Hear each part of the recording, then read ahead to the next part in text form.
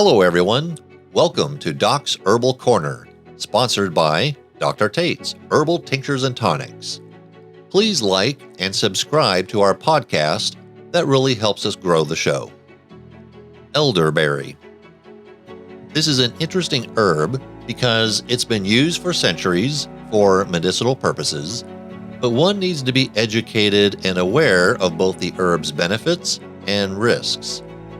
And some of those risks include consuming the wrong part of the elderberry plant or confusing another plant for elderberry. Both of those situations are not good. You want to make sure that you get your elderberry from a reputable source, and before taking the elderberry, I strongly suggest consulting your naturopath, herbalist, or physician beforehand, particularly if you are pregnant or nursing. And it just so happens we have someone on the show today who knows a thing or two about elderberry. Today, we are talking with naturopath, herbalist, detox specialist, author, diplomat of integrated medicine with over half a century of herbal medicine experience, Dr. Stephen Tates. So let's jump right into Doc's Herbal Corner and learn more about elderberry. So, Doc, I think it's time that we shuttle on over to Doc's Herbal Corner. Yep. And what herb are we going to discuss today? We are going to discuss elderberry. Elderberry. Yeah. Elderberry. All right, first of all, how do we spell that? Like elder, E-L-D-E-R, and berry, B-E-R-R-Y. Perfect. Yeah? Now, elderberry, our grandparents and stuff used elderberry a lot for colds, flus, viruses, all types of stuff. When we just got through our first real session of a pandemic. Right. You notice I said we have gotten through our first real session of a pandemic, which implies that it could come back. Right. That's a story for another podcast. But, it can. But elderberry, I remember when I was in one of the health food stores, name is not important, and I was getting some elderberry juice or elderberry paste, and this particular health food store had that. And there was probably about 8 or 10 of them still available on the shelf, because I went in a few stores and could not find it. Because the elders, now our parents, grandparents, great-grandparents, know about elderberry because they grew up on elderberry. So they were cleaning out the stores, stocking up on the elderberry. And you'll find out as I break it down. And they saw in my cot elderberry juice, and concentrated elderberry juice. And they're like, what do you know about elderberry? I said, I know a lot about elderberry, And I explained a few things to let me know. Is there any more? We missed them. Is there any more on the shelf? I said, no, I got the last of them. One of these elderly women was reaching in my cart to grab a couple of the elderberry. Oh, come on. I'm sorry, man. I had to move to another aisle, because I had, elders in front of me, elders behind me. One was trying to distract me while the other one was trying to reach in my they were cart. Trying to tag teaming you. All right. So I moved to another section. I said, but they had elderberry in their cart, But they understood that for viruses and stuff like that, elderberry is phenomenal. Now, I'm going to go through some things so we understand that, okay? Elderberries also tend to be called blackberries, okay? And it's very, very high in vitamin C, which is going to help with the lungs and sinuses and stuff. It's a high antioxidant, which is going to, build up the body's immune system to help with the cleansing of things they may contract. It helps because of the antioxidants. It helps with strengthening your heart muscles. Okay? Strengthening the whole body, but in particular, the heart muscles. It reduces inflammation, so it's an anti-inflammatory. And anything that reduces the inflammation in the body allows the body to heal itself. Remember we talked about earlier about the body's ability to cleanse, heal, and rebuild itself. Well, one of the things you look at is to reduce inflammation, which means when you reduce the inflammation, the blood flow is a lot better, which means the body can start to heal. Now, this is in the elderberry, okay? It also helps with that accumulated stress because the properties in it, along with reducing the inflammation, helps calm and relax the body. Now, I've heard that some people will take elderberry as a type of stress relaxer, and I had no idea that it did these other things. Yeah, but yeah, I've heard some people take that. Yeah, because the inflammation doesn't necessarily be only the circulatory system. Inflammation can be in your nervous system. So the neurological issues and stuff can come from the nerve flow not good because of inflammation in the nerves in your body. So as an anti-inflammatory, it's not just dealing with the muscles, it's dealing with the nerves in the body as well. Okay? Now, more about elderberry.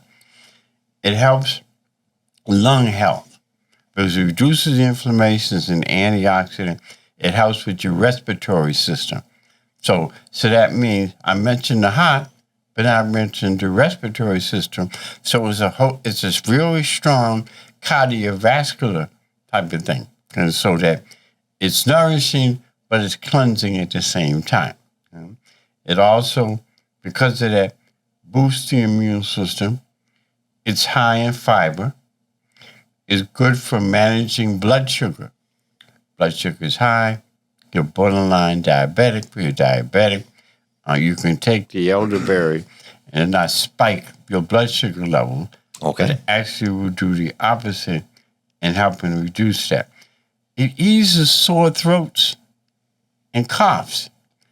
Eases it. Doesn't necessarily stop it, but that dry hacking cough, which means that the lungs are not really cleansing, waste out in a normal cough, the elderberry is something will help. When you go in some of the pharmacies or some of the supermarkets or even health food store, and you've got a sore throat, and that area, that passage in the throat is tight and raspy and stuff, right. And you go get you some cough syrup, natural cough syrup or natural cough drop, 9 out of 10 times you'll see elderberry in there, okay? You might see wintergreen and stuff, but elderberry will be one of the primary properties, one of the primary herbs, to help with that process. Excellent. Okay. And elderberry goes back centuries. I mean, it's been used pretty much all over the world, especially in Scandinavian countries and in Greece and in Morocco. And, Native Americans used elderberry because many places elderberry grows wild. It's cultivated too, but it would grow wild. The birds loved it, and people who understood it loved it because it was very good for helping with the system. Because of the antioxidants, because of how it reduces inflammation, boosts the immune system, it helps boost the immune system, but then it also helps in urinary tract flow. And it also helps reduce pain, moderate pain, not the severe pain. Moderate pain that comes from the muscles tightening up and the nerves tightening up. Okay. And you're taking the elderberry to help reduce that. The vitamin C will help with muscle recovery and tissue repair and those type of things.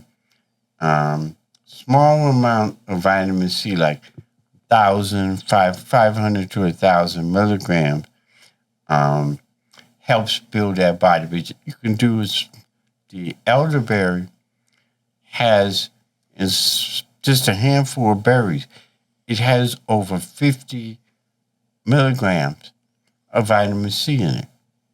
Does the body absorb vitamin C from a berry better than The pill? than a pill? Absolutely. Absolutely. Okay. It absorbs it better from the elderberry and some of your citrus fruits. But then you can get like the elderberry paste or the elderberry syrup, So it's not a pill. So it comes in different forms. It comes in different forms, okay? It's high in what's called flavonoids, which is an anti-inflammatory, which also helps because when you're missing the flavonoids that come in the vitamin C, without going into all the explanation of flavonoids, when you don't have that, the inflammation gets higher, but also the inflammation and the clogging starts to affect your brain. And it starts to affect your brain, then things like dementia, Alzheimer's becomes a problem, which is another reason why our elders tended to take that as they got older, or continued taking it because it helped with memory and concentration. Right? Now, no, we're not through with the elderberry yet. All right. Okay? It helps decrease blood pressure. It helps decrease cholesterol. It helps raise your moods and makes you feel better. It helps in reducing uric acid, which can contribute to gout or arthritis, or the uric acid could circulate and end up in your kidneys and contribute to kidney stones and kidney pain. So, it helps in that process.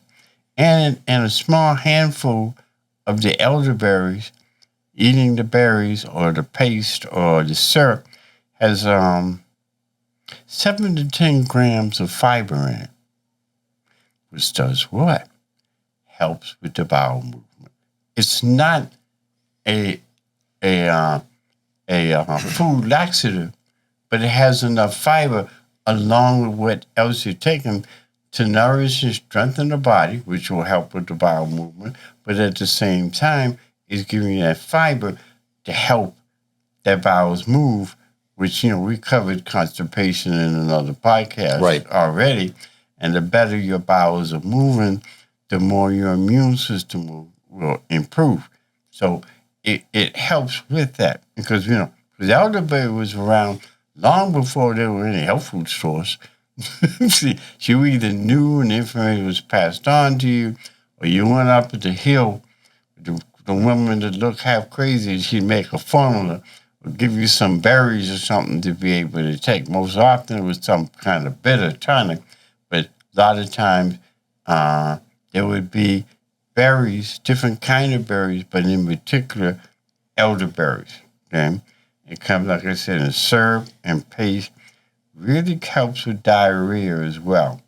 And you can cook it, but you could cook it, it has to be under 160 degrees, So you're cooking it slowly. A lot of people will buy elderberries and then they'll make their own paste and syrup, which financially is more practical.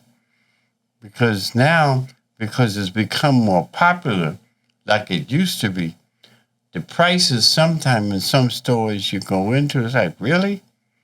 Oh, it's gotten pretty expensive. Well, or it's gone up. Not necessarily expensive, but the price has gone up. It's gone up, because of the popularity. There's no shortage, but it's gone up because it's like really, really popular. So what you want to do is make sure that you're stocking up on elderberry paste, elderberry syrup, because the thing is that if you buy some or you learn how to make it, its shelf life is like years. So elderberry comes in a paste form. It can come in a syrup form. In a syrup form. Or it can just come in the berries itself. The berries themselves. Mm-hmm. What about like tinctures or teas or anything like that? Not so much in teas. I've seen it mixed in with a formula with teas, but not going to be that strong. Elderberry is one of those stand-alone type of things. Okay. The better, because there's certain herbs like ginseng, that They're staying alone. They don't need any help. Okay, all that stuff compared. Look at, we're talking about building the body. We're talking about cleansing the body. We're talking about reducing inflammation. Talking about giving it fiber. Giving it high amounts of vitamin C and flavonoids and CoQ10 and all that kind of stuff. So it's nourishing, maintaining, cleansing, all at one time. So you don't need anything else in order to get things to respond right. Perfect. Doc, I appreciate you spending the time with us and educating us. How can people reach you? Well, first off, are you looking up elderberry right now? Trying to get you some elderberry. I think we're going to see a spike on Google on elderberry. Yeah.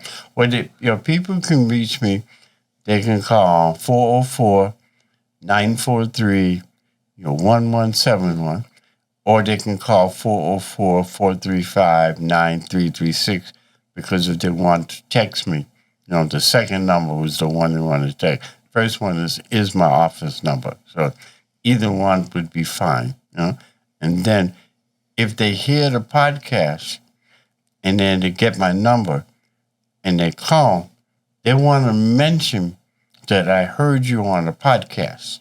Because then when you say that, I will give you extra consideration because you're following the podcast and you listen to the podcast, which means you really are truly interested in changing your health. Good advice. Thank you, Doctor. And now, a quick word about our sponsor, Dr. Tates, Herbal Tinctures and Tonics. Dr. Tates all-natural herbal formulas, which are the true definition of herbal tonics, have been available for over 20 years. These specially formulated herbal tonics are designed to help cleanse, heal, rebuild, and revitalize your body, which will help improve your overall health. Dr. Tates offers the Herbal Blood Tonic, Doc's Detox, Herbal Fat Burner, Herbal Female Tonic, and Herbal Male Tonic. If you would like to learn more about the tonics and where to pick up your bottle, call 404-459-8696 or visit Dr. Tates at drtates.online. That's drtates.online. Or you can simply Google Dr. Tates Herbal Tinctures and Tonics, and you will find a great deal of information on the internet. That does it for this episode of Adventures in Good Health. And we would like to hear from you regarding this podcast and any suggestions you have for future podcasts. You can reach us at Facebook, Instagram, and YouTube. Please subscribe and leave a rating or a review. Until next week, this is David Malouf exploring natural approaches to good health.